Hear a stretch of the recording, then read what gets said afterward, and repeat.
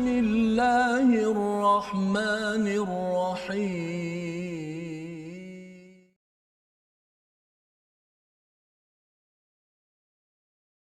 أعوذ بالله من الشيطان الرجيم بسم الله الرحمن الرحيم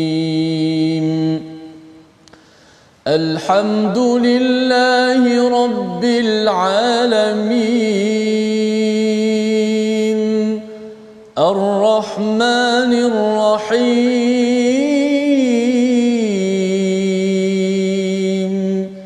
مالك يوم الدين إياك نعبد وإياك نستعين اهدنا الصراط المستقيم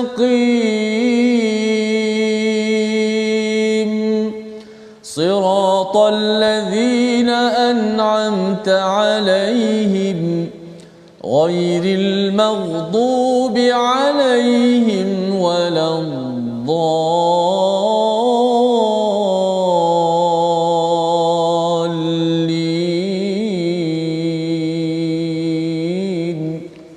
آمين.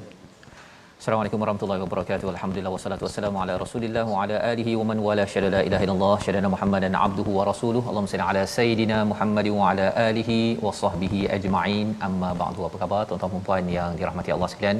Kita bertemu pada hari ini My Quran Time, baca faham amal, untuk sama-sama kita meneruskan daripada surah Al-Hajj, surah yang ke-22.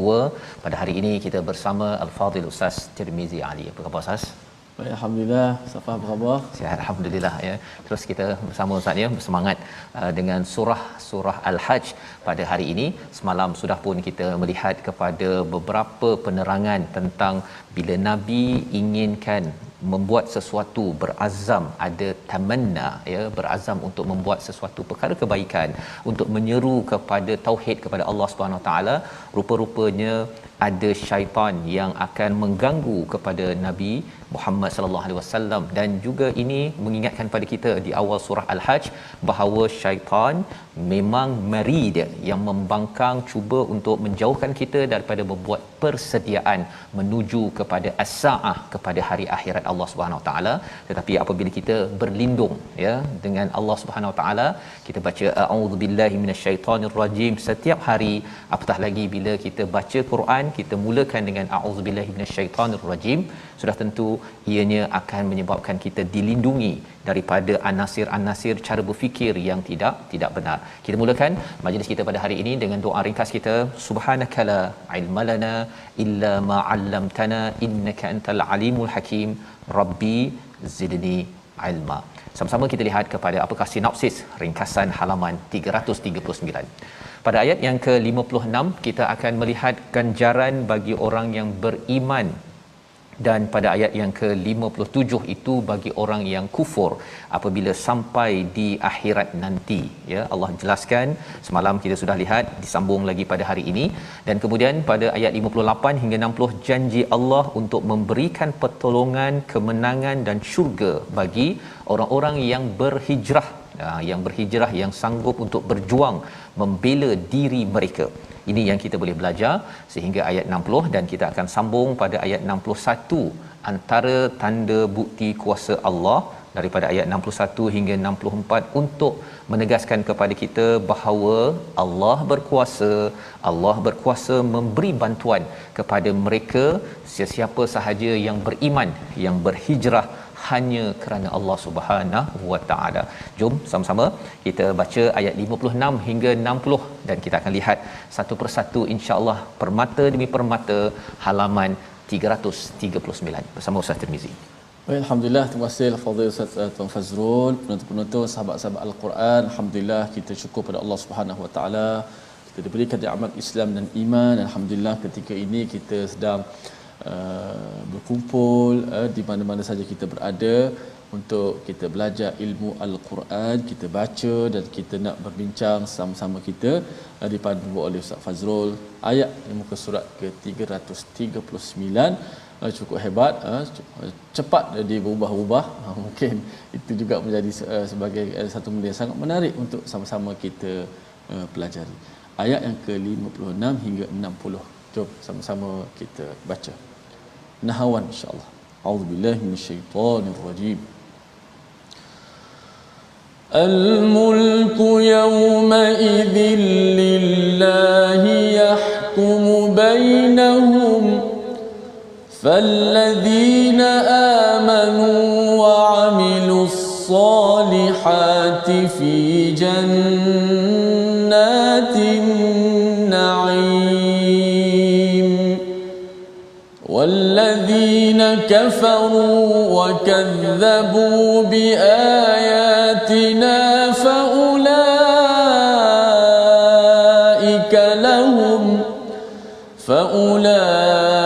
فأولئك لهم عذاب مهين والذين هاجروا في سبيل الله ثم قتلوا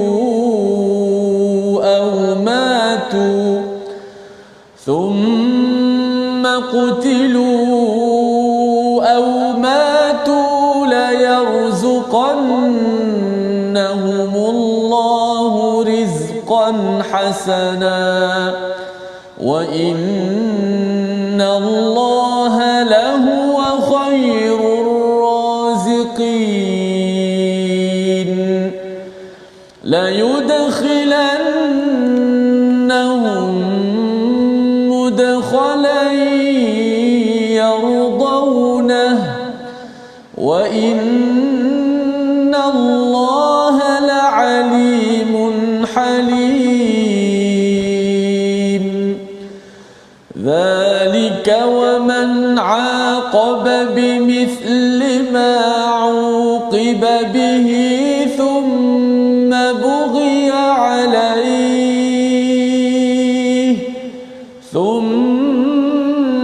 بغي عليه لينصرنه الله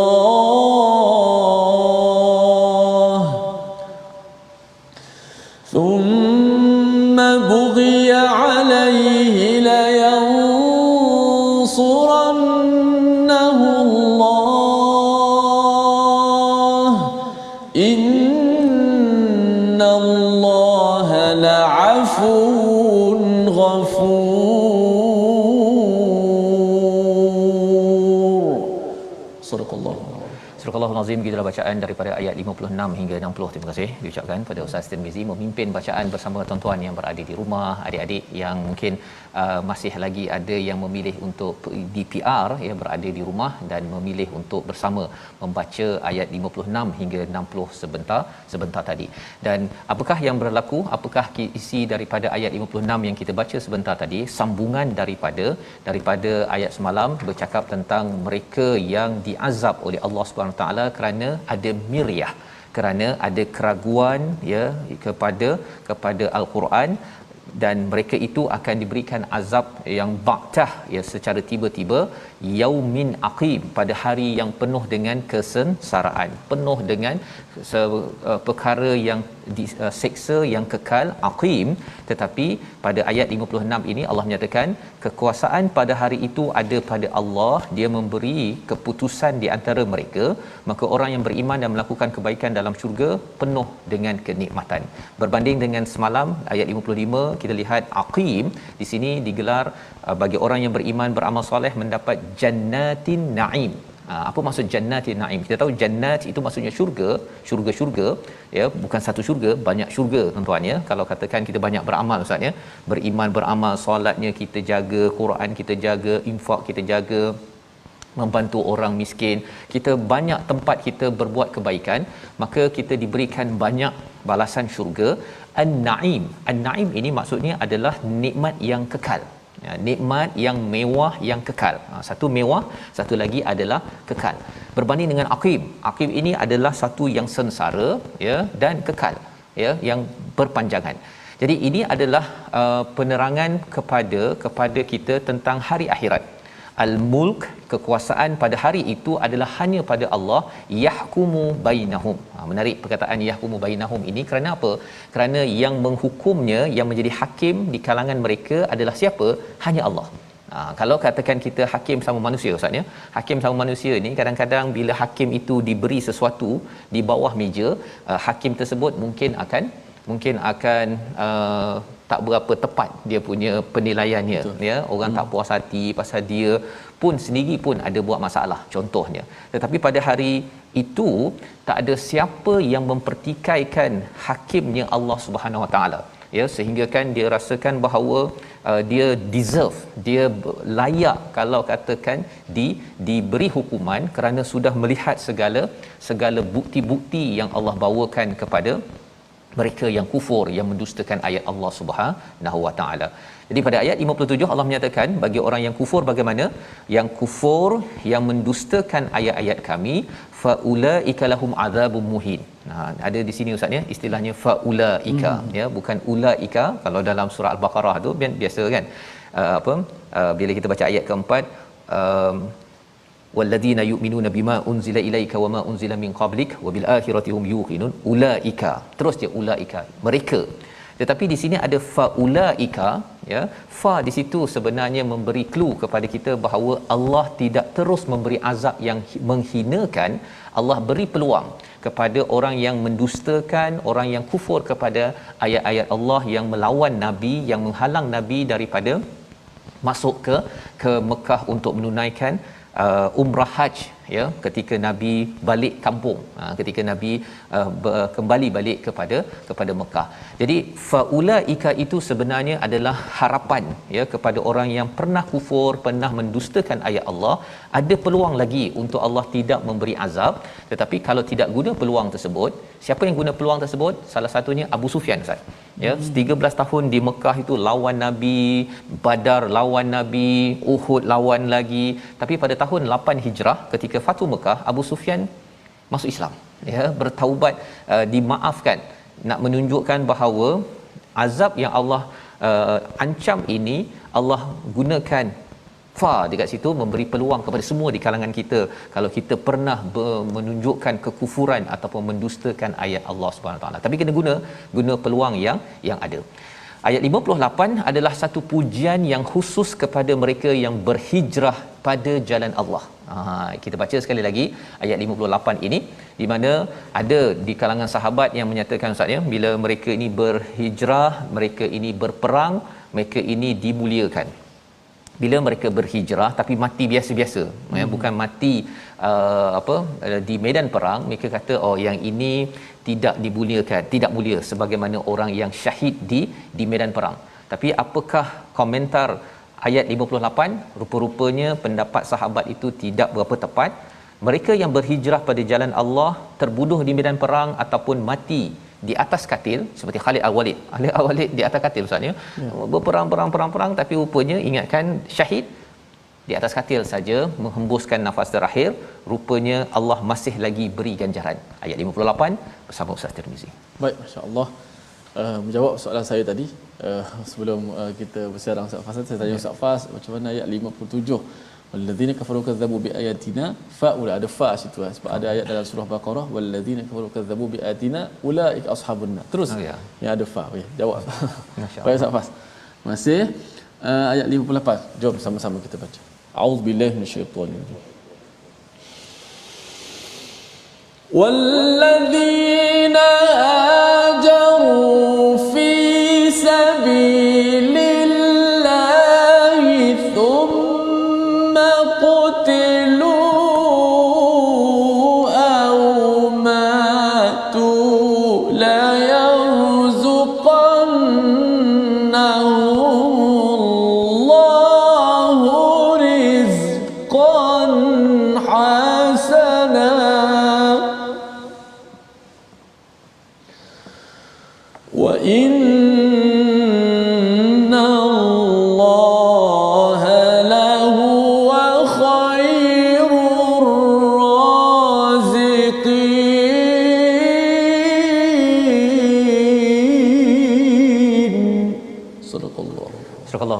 dan orang-orang yang berhijrah ke jalan Allah kemudian mereka terbunuh atau mati, sesungguhnya Allah akan memberikan kepada mereka rezeki yang baik dan syurga, dan sesungguhnya Allah adalah pemberi rezeki yang terbaik. Ayat ini amat mantap Ustaz ya, memberi semangat kepada para sahabat dan juga kepada kita sebenarnya apabila Allah menyatakan, Allah spesifikkan lagi kalau katakan di dalam ayat yang ke-56 bercakap tentang beriman beramal soleh. Selalu kita jumpa di dalam Al-Quran. Tetapi ayat 58 Allah memberi penekanan kepada mereka yang berhijrah fi sabilillah. Syaratnya ialah berhijrah kerana jalan Allah, bukan kerana berhijrah nak cari duit Ustaz ya. Berhijrah kerana wanita ke, kerana suami, kerana apa, berhijrah macam itu tak kisah. Tak dikira.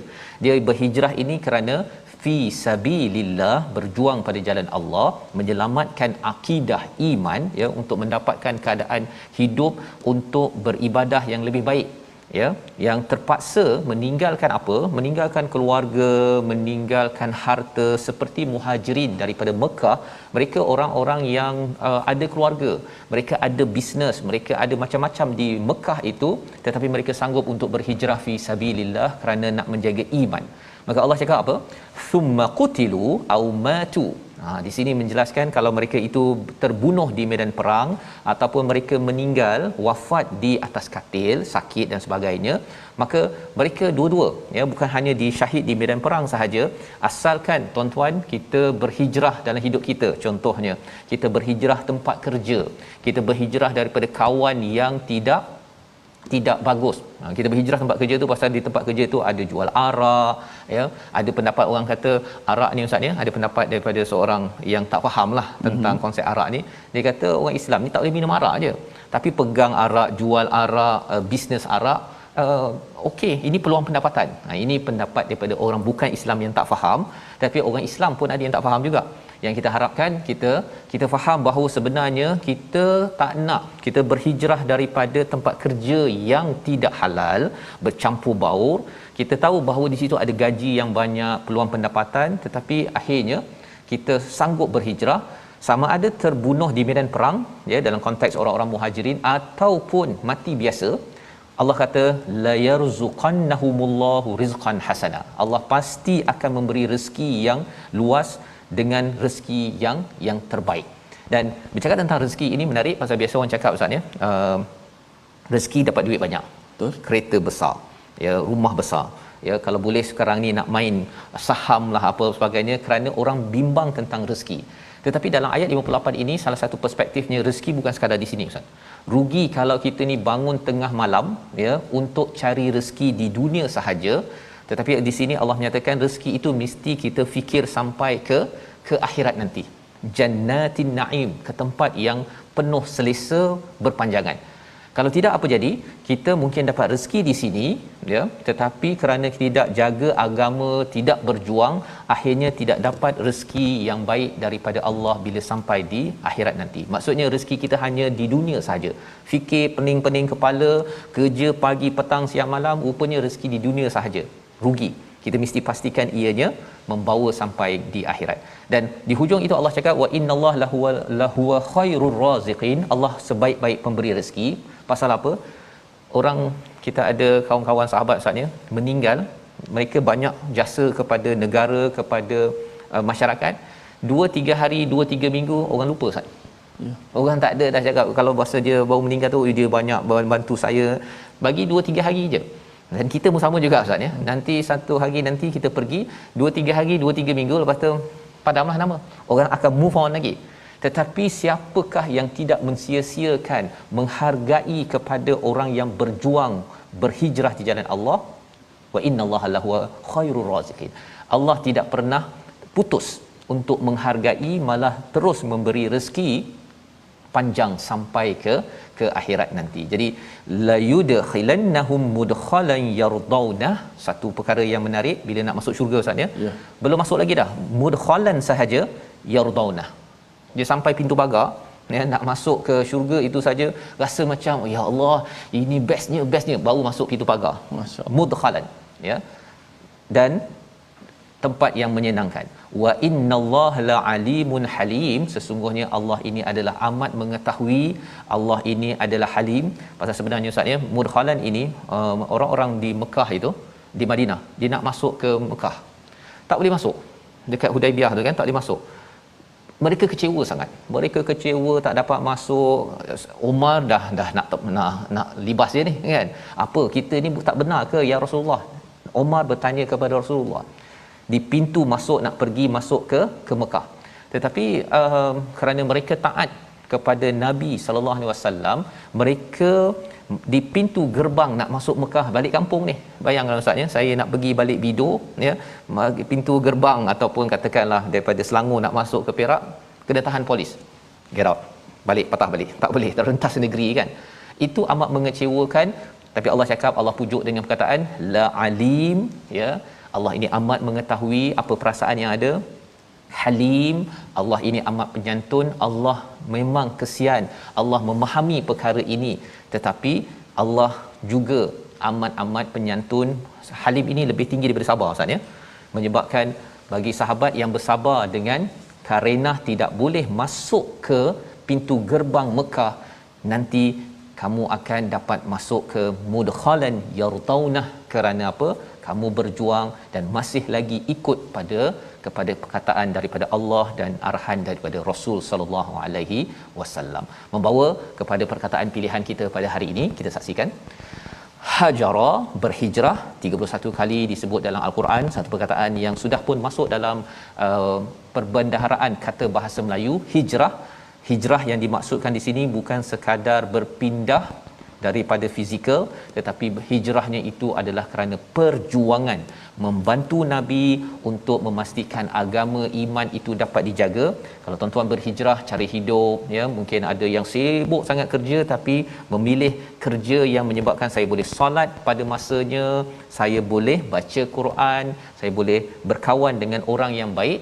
Rupa-rupanya Allah kata perjuangan itu, sama ada perjuangan itu sampai ke medan perang ya, ataupun mati di atas katil, Allah tetap akan menghargai. Allah memberi anugerah ya. Kita mungkin tak dapat datukship ya, mungkin tak dapat anugerah ustaznya, dapat Tan Sri dan sebagainya, tetapi Allah akan terus memberi kepada kita dan kita amat suka yardaunahu, yang mereka menyenanginya. Pasal apa? Pasal mereka tetap ya, hati kita beremuk rendam di atas muka bumi ini kerana menjaga hak Allah Subhanahu Wa Taala. Itulah hijrah, dan kita lihat apa lagi perkara yang perlu dibuat bila dah berhijrah ini. Kita berehat sebentar. My Quran Time, baca faham amal insya-Allah.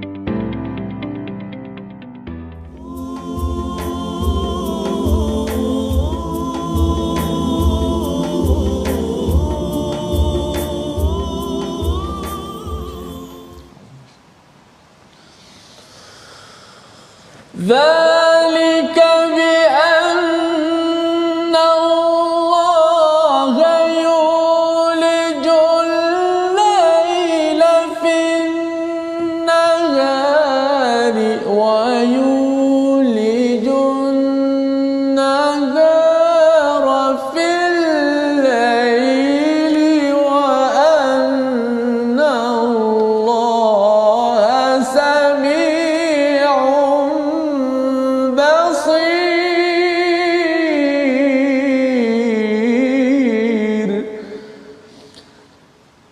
Demikianlah kerana Allah berkuasa memasukkan malam ke dalam siang dan memasukkan siang ke dalam malam, dan sungguhnya Allah Maha mendengar lagi Maha melihat.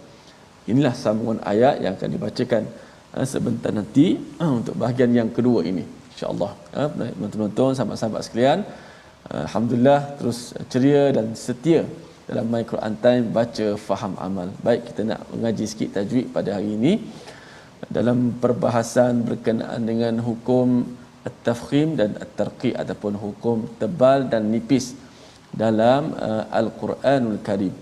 Maka hari ini kita nak bahaskan tentang pecahan daripada tiga tadi tu. Itulah huruf tebal sentiasa, ada huruf kadang-kadang tebal dan kadang-kadang nipis, dan ada huruf sentiasa nipis. Hari ini huruf tebal sentiasa. Maknanya huruf ini sentiasa tebal, mana-mana keadaan pun tetap tebal. Baris atas ke, baris bawah ke, baris depan ke, mati ke, disebut sebagai huruf tebal sentiasa. Daiman mufakham. Okey, ia dikenali sebagai huruf-huruf isti'la. Kalau sahabat-sahabat dahulu ingat, kita belajar sifat huruf, ada sifat disebut sebagai isti'la. Ada 7 huruf isti'la yang terhimpun dalam rangkai kata khussa daghtin qid. Khussa daghtin qid. Kha, sad, dad, ghain, ta, qaf dan juga dha. Maka 7 huruf ini adalah huruf yang sentiasa tebal. Tengok contoh dia. As-sadiqin, as-sadiqin. Fi dhalal, fi dad. Al-qanitin, qa. Ghain. Al-ghari, al-ghar. Al-khashi'ina pada huruf kha. Huruf ta wa ta'ifah. Huruf dha al-zalimina. 7 huruf ini dalam Quran yang ada 29 huruf itu, 7 huruf adalah huruf yang sentiasa tebal. Maknanya apa-apa keadaan pun dia sentiasa tebal. Baris atas ke, baris bawah ke, baris depan, dia tetap dibaca dengan at-tafkhim. Okey, 7 huruf ini. Dan insya-Allah kita akan bahaskan kemudian apakah huruf yang kadang-kadang tebal dan kadang-kadang nipis. Itu gantung pada keadaan. Dan ada juga yang ketiga, huruf yang sentiasa nipis. Baik, wallahu a'lam. Baik, diucapkan terima kasih kepada Ustaz Tirmizi berkongsi tentang tebal nipis tadi Ustaz ya, dari segi cara bacaan, dan insya-Allah moga-moga itu menambahkan lagi pengetahuan kita dan mudahlah Ustaz ya ketika membaca itu, bukan tebal nipis tu main main pilih sendiri-sendiri je Ustaz kan. Ya, pasal kadang-kadang saya ada juga bila dengar orang Arab bercakap kan, kadang-kadang kalau daripada Maghribi ke dia ada dia cuba menebalkan benda yang nipis ya, ataupun kalau perkataan yang saya pernah dengar, kalau perkataan dha tu dia cuba untuk menipiskan kadang-kadang kan, pasal dia cuba bermain dengan antara zal dengan dha dengan huruf zai ya. Itu bercakap harian, tetapi bila baca Quran pun ada dia termasuk juga kan. Jadi mungkin Ustaz boleh kongsi sikit macam mana nak memastikan perkara itu dapat dikawal. Jangan kita kadang-kadang pasal nak rasa macam nak nipis mana yang tebal ya, nak mudah baca, macam mana tu? Betul. Ni kalau kita kata masalah utama pada orang Arab sendirilah. Sebab bila dia banyak lidah dia, ni Maghribi macam ni, Syam macam ni, bahasa-bahasa pasar kampung dia orang tu, dia orang dah ubah, bukan yang asli fushah tu, bahasa rasmi tu. Maka bila baca Quran dia terbawa bahasa lorak percakapan. Kan? Maka itu juga menjadi satu kesalahan walaupun orang Arab bila baca Al-Quran dia mesti memastikan untuk menyebut huruf dengan betul, tepat sebagaimana yang bahasa Arab yang tulen lah, kita kata yang tulen. Kalau huruf yang nipis-nipis, dan kadang-kadang biasalah disebut kalau kita kata macam macam al-atfal kan, atfal nipis fa tu, tapi dia biasa atfal dia tebal kan, betul kan. Kalau macam huruf ghain, gha tebal, tapi kalau bahasa bercakap, kalau huruf kha contoh, ana bi khair tapi kalau kita cakap ana bi khair, dia bergelak kita ikut bahasa cakap Al-Quran. Lebih tepat. Tapi dah bahasa bercakap dia bi khair. Sedangkan kha bila baris atas memang huruf kalau kita baca tadi sentiasa tebal. Jadi bila baca Quran kadang-kadang mereka terbawa. Kha dari kha. Bukhari, al-Imam Bukhari.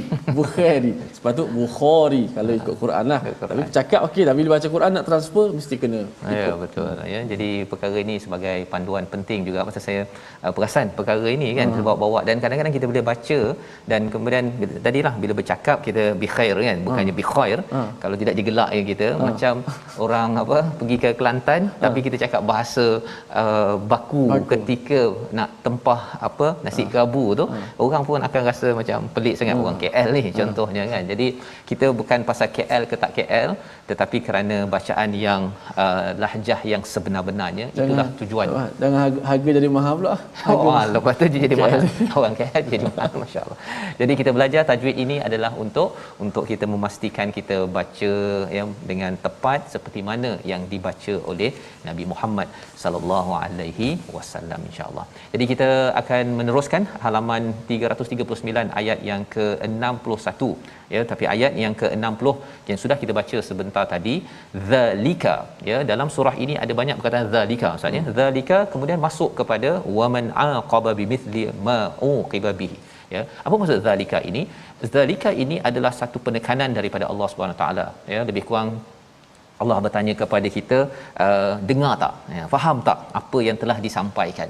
Kerana apa? Kerana hati manusia ini perlu diulang-ulang ya, perlu disahkan. Betul tak, kamu dah faham tak bahawa pada ayat 58 59 mereka yang berhijrah akan dibantu ataupun akan diberi ganjaran yang setimpal dengan apa yang dibuat, malah lebih daripada apa yang mereka tinggalkan. Kerana apa? Berhijrah itu kena tinggalkan keluarga, bisnes, duit, rumah dan sebagainya.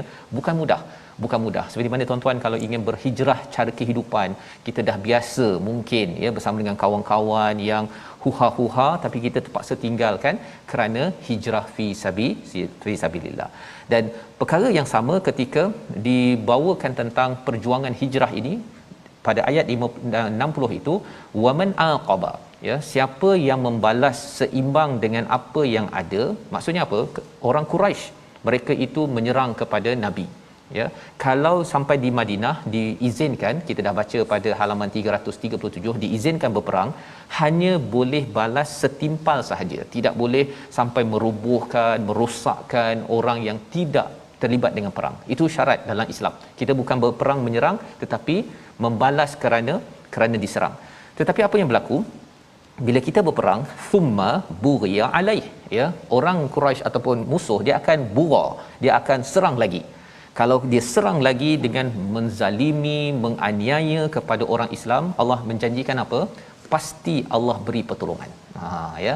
Bila Allah dah janji pertolongan ini tuan-tuan, walaupun orang Islam tidak cukup alat peperangan pada Badar, tidak cukup alat ketika di tempat-tempat lain kerana musuh lebih ramai, Allah dah kata pasti Allah akan bantu. Dan menarik di hujung itu, Allah amat memaaf dan juga mengampunkan.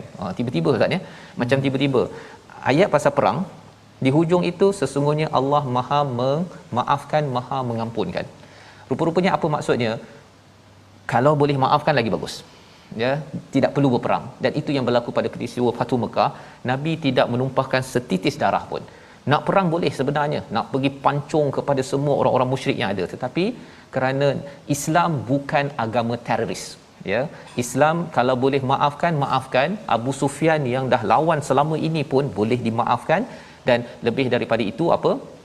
Kalau katakan ketika Islam sudah masuk dan Abu Sufyan masuk Islam, jangan rasa bersalah untuk masuk Islam. Pasal ada pula kata ini dia masuk Islam ni pasal dia takut dengan kita ni, dia nak ambil kesempatan. No. Okay. Dalam Islam ialah memaafkan, mengampunkan, melangkau daripada kita membalas dendam kepada orang yang pernah menyakitkan hati, perasaan kita. Inilah yang Allah sampaikan. Dan selepas ini kita akan berjumpa lagi perkataan zalika. Kita teruskan ayat 61 hingga ayat 64. Silakan Ustaz. Auzubillahi ذلك بأن الله يولج الليل في النهار ويولج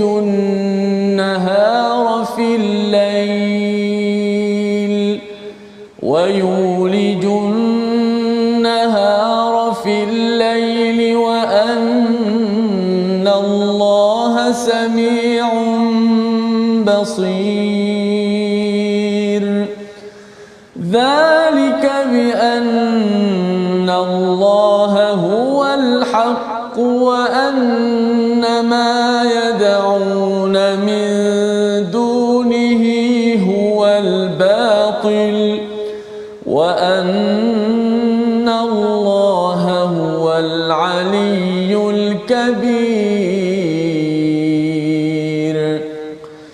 ألم تر أن الله أنزل من السماء ماء فتصبح الأرض مخضرة إن الله لطيف خبير له ما في السماوات وما في الأرض وإن الله لهو الغني الحميد. صدق الله. Surah Al-Azim, gitulah bacaan ayat 61 hingga ayat 64 untuk menyambung lagi. Kali ini bertemu lagi perkataan zalika Ustaz ya. Zalika, faham tak?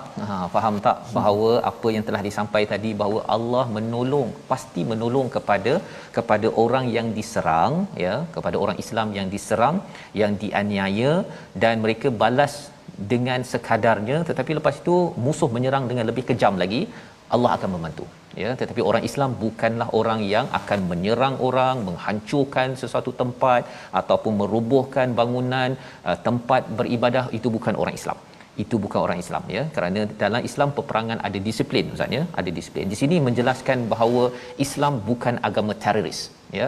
Perkataan aqaba pada ayat 60 yang kita baca awal tadi menunjukkan kita bila diserang sahaja baru kita melindungi dirilah. Kita kenalah lindungi diri. Orang pencuri masuk rumah kan, takkan kita tengok dia silakan kan, tak report polis, tidak pergi kejar dia dan sebagainya. Itu adalah orang yang pengecut ya, bukan orang yang ada jati diri. Maka pada ayat yang ke-61 Allah sambung lagi ya, dan ia seperti tiba-tiba juga ni, zalika bi annallaha yulijul laila fin nahar. Allah cerita pasal Allah memasukkan malam kepada siang. Mengapa pula tiba-tiba malam siang? Nak ceritanya apa? Nak ceritanya bahawa Allah lah berkuasa untuk menukar musim ya, menukar daripada pagi, daripada malam ke siang, siang ke malam. Ini yang kita lihat pagi-pagi pada waktu subuh, kalau kita ada kesempatan tengok ya, kehebatan kebesaran Allah yang kita boleh tengok. Dan apa kaitan dengan ayat sebelum tadi? Pertolongan Allah. Maksudnya Allah yang berkuasa untuk memasukkan malam kepada siang, pertukaran malam dan siang ke malam ini. Orang Islam yang berada dalam keadaan gelap, dalam keadaan ditindas, sebenarnya Allah boleh jadikan ia seperti siang yang terang, cahayanya menang. Allah boleh masukkan, Allah boleh jadikan orang Islam begitu. Dalam masa yang sama ialah orang Islam yang sudah menang, Allah boleh kalahkan ya, Allah boleh kalahkan. Mengapa Allah kalahkan? Kerana ada di kalangan orang Islam yang tidak mendapat pertolongan daripada Allah. Kita dah belajar tadi pada ayat yang ke-60 apa syarat pertolongan daripada Allah. Kerana kita berjuang di jalan Allah, hijrah, dan kemudian ada orang serang, kita balas balik, kita nak menaikkan ketauhidan kepada Allah Subhanahu Wa Taala. Ada perjuangan baru Allah bantu. Tapi kalau katakan kita tak berjuang ya, orang Islam ya Ustaz ya, kalau orang cakap negara Islam ni mundur, tidak maju pasal orang Islam sendiri tak baca Quran ke, tak faham Quran ke, tak nak belajar ke, itu dia punya pasal ya. Ramai je orang yang mundur kerana dia tak buat apa yang tu. Tetapi kalau katakan orang Islam betul-betul baca Quran dan berjuang dengan apa yang ada, Allah tidak akan tinggalkan. Allah tidak akan tinggalkan, dan Allah akan membawa orang Islam daripada al-lail menuju kepada an-nahar. Daripada gelap, tak berapa terang, tak berapa maju, Allah boleh majukan. Wa annallaha sami'un basir. Allah ini amat mendengar, Allah ini amat melihat. Kerana itu Allah tahu apa yang berlaku kepada umat Islam sekarang ini. Kita perlu mencari cahaya untuk kembali menjadi nahar. Apa cahaya tersebut? Quran Ustaz.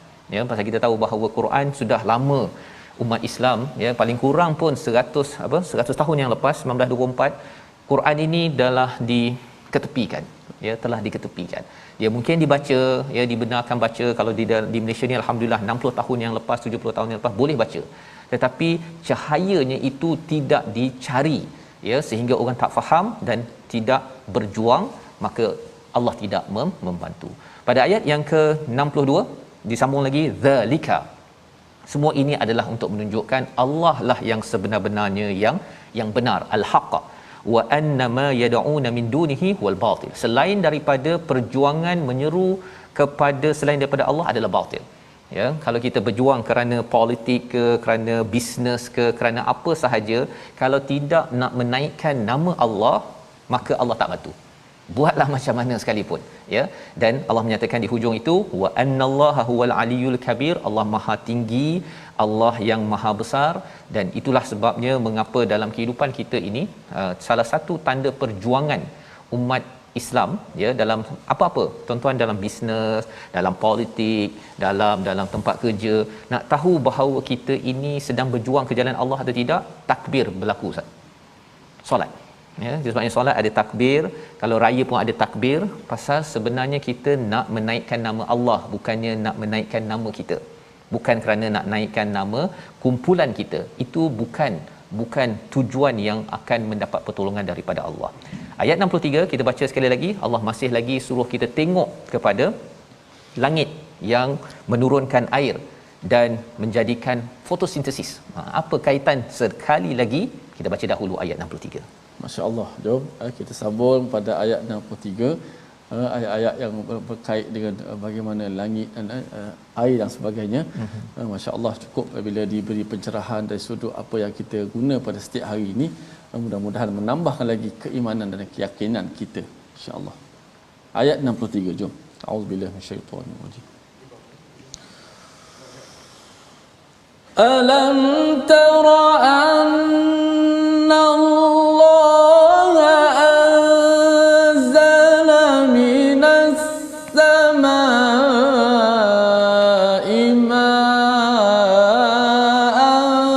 fatusbihul ardu mukhdarratan inna Allaha latifun khabir. Sallallahu. Tidakkah engkau memerhatikan bahawa Allah menurunkan air hujan daripada langit sehingga bumi menjadi hijau? Berlakunya proses fotosintesis. Sesungguhnya Allah Maha Halus lagi Maha Mengetahui. Masih lagi berkaitan dengan alam, kita boleh tengok kepada alam saatnya, daripada langit turun hujan dan kemudian suatu tempat yang gersang itu padi, ya, pokok-pokok jadi hijau, ya, fotosintesis berlaku, kita dapat banyak manfaat daripada semua perkara-perkara yang Allah tumbuhkan ini. Apa kaitan dengan perjuangan? Apa kaitan dengan perjuangan? Itu surah Al-Hajj ini menarik pasal dia membina cara lihat pokok, lihat bunga, kita berjalan, kita tengok hujan, kita tahu ini sebenarnya membawa saya kepada perjuangan agar Allah bantu saya. Apa maksudnya? Maksudnya apa? Kalau katakan ada yang kata kalau saya berjuang nanti saya bagi duit dan kemudian ada yang sanggup mengorbankan nyawa, akhirnya saya akan mati, kan? Tetapi rupa-rupanya Allah kata Allah turunkan air dan Allah hidupkan tumbuh-tumbuhan. Maksudnya Allah yang sama boleh menghidupkan kita kembali, ya, di akhirat nanti. Dan kalau katakan tumbuhan itu memberi manfaat, seorang yang berjuang adalah orang yang walaupun mati, ya, syahid, tetapi dia memberi manfaat. Orang lain mungkin hargai dia 3-4 hari, seminggu, tetapi Allah hargainya sepanjang sampai ke akhirat. Dan innallaha latifun khabir, Allah ini amat halus, ya, amat lembut dan juga amat mengetahui apakah yang kita sudah ambil pelajaran daripada fotosintesis pokok-pokok yang ada, amat detail, amat terperinci, Ustaz, ya. Sama dalam kita berjuang, kita kena terperinci untuk memberi manfaat kepada dunia. Hasil daripada apa?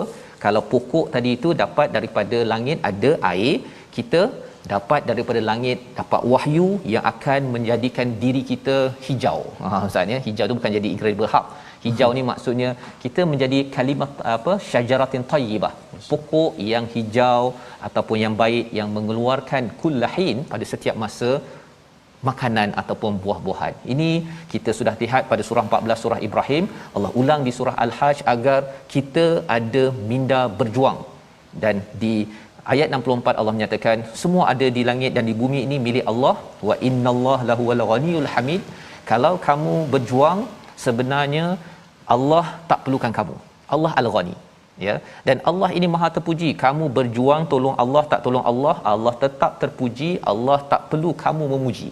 Tetapi kalau kita berjuang tuan-tuan, kita dekat dengan Allah yang Ghani, kita akan jadi orang yang kaya. Kita dekat dengan Al-Hamid, nama kita akan dipuji. Kalau manusia tak puji, tetapi Allah memberitahu pada para malaikat, teruskan kita berjuang dalam hidup kita. Membawa dari resolusi kita pada hari ini, halaman 339. Yang pertama, didik diri agar tidak kufur dan mendustakan kebenaran. Yang kedua, yakin dengan pertolongan Allah apabila kita beriman dan beramal soleh dan berjuang. Dan yang ketiga, belajar kehebatan Allah dalam proses fotosintesis yang menghijaukan dunia ini. Kita berdoa. Bismillahirrahmanirrahim. Alhamdulillah wassalatu wassalamu ala Rasulillah. Allahumma tahhir qulubana minan nifaq wa a'malana minal riya' wa alsinatana minal kadhib wa a'yunana minal khiyanah fa innaka anta a'yun wa ma tukhfi sudur. Ya Allah, ya Tuhan kami, jauhkanlah kami daripada kekufuran dan kesyirikan, ya Allah. Dekatkanlah kami kepada iman, ya Allah. Penuhkanlah hati-hati kami ini dengan iman, ya Allah. Jadikanlah hati kami ini bekas untuk kami sentiasa membaca Al-Quran, ya Allah. Ya Allah, ya Tuhan kami, dekatkanlah kami dengan kebenaran supaya kami dapat mengikuti kebenaran tersebut, ya Allah. Ya Allah, Tuhan kami, kuatkanlah diri kami, ya Allah. Sabarkanlah kami dalam perjuangan, ya Allah. Bimbinglah kami ke jalan yang lurus, jalan yang benar, dan mengikuti Al-Quran dan Sunnah Nabi Muhammad sallallahu alaihi wasallam, dan berjayakanlah hidup kami, ya Allah, di dunia dan di hari akhirat, ya Allah. Amin ya rabbal alamin. Walhamdulillahi rabbil alamin. Amin ya rabbal alamin. Terima kasih diucapkan pada Ustaz Tirmizi. Kita sama-sama doakan agar Allah mengabulkan doa kita, kita menjadi orang yang seperti tumbuhan hijau yang memberi manfaat kerana mendapat wahyu daripada Allah Subhanahu Wa Taala. Inilah yang kita ingin gerakkan dalam tabung gerakan Al-Quran. Tuan-tuan dijemput untuk menyumbang, dan insya-Allah kita harapkan dengan sumbangan tuan-tuan itulah perjuangan, ya, perjuangan hijrah kita, dan harapnya Allah terus membantu kita di sini sampai di akhirat sana. Kita bertemu lagi dalam ulangan pada malam ini dan juga pagi esok dan rancangan kita dalam My Quran Time, baca faham amal, insya-Allah. Assalamualaikum.